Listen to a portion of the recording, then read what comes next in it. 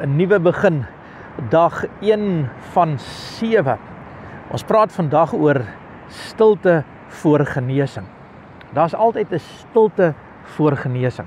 In Psalm 46 vers 10 sê die Amplified Bible, "Be still and know, recognize, understand that I am God."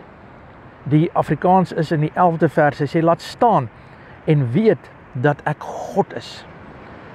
Hierdie gedagte wil ek vir jou sê, is 'n beginsel wat werk as 'n mens 'n nuwe begin wil maak. As kom op 'n plek waar jy 'n bietjie stil kan wees.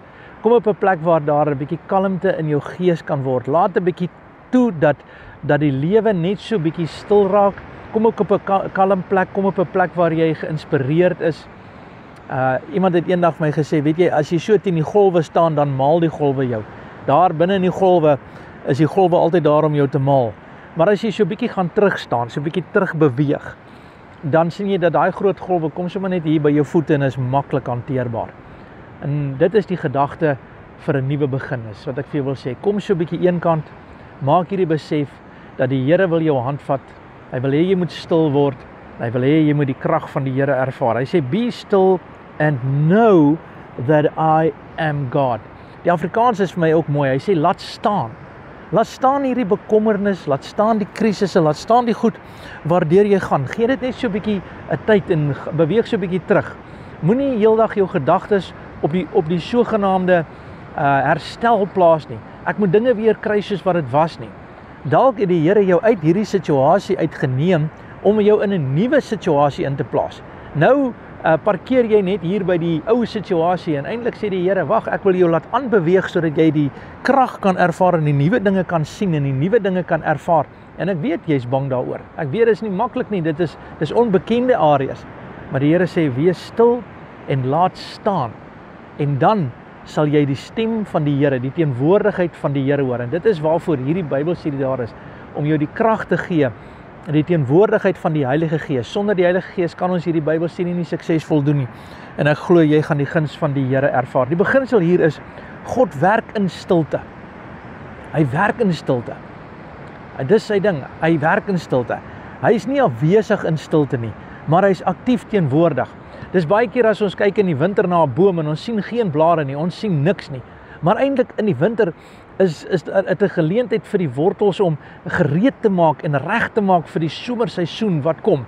Dis soos wanneer 'n saad geplant is en jy sien nog niks nie, maar is hier onder die grond waar daar eintlik oënskoulik niks gebeur nie.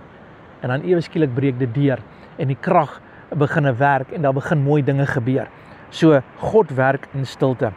Sien jouself, ek wil gou hierdie illustrasie gebruik, jy weet, 'n vrou wat haar man verloor het en sy neem die besluit om in die aande net so 'n bietjie te gaan sit op 'n bankie en net stil te wees en net te dink aan al die mooi tye en die goeie tye en hierdie nuwe fase, hierdie nuwe begin wat sy nou het, waar sy nou alleen is, waar sy nou nie meer haar man het nie, het sy besluit om net saam met God daai stilte deur te bring. En terwyl sy so op die bankie sit en geen woorde het nie, het sy begin agtergekom dat daar is vrede in daardie stilte. Daar's kalmte in daardie stilte, daar's oorwinning in daardie stilte. En sy het begin rustig raak en later het sy begin besef dat God was heeltyd teenwoordig gewees in haar stilte. Dit was eintlik 'n goddelike afspraak gewees om elke keer net 'n bietjie kalm te raak en so tyd te spandeer saam met God. So hoe kan ons dit hier toepas vandag? Die toepassing is dat ons moet weet dat dis belangrik dat ons in besluitneming hierdie ding moet doen om stil te wees en te laat staan. In konflik, 'n bietjie stil te wees en te laat staan. Kies stilte eerder as woorde.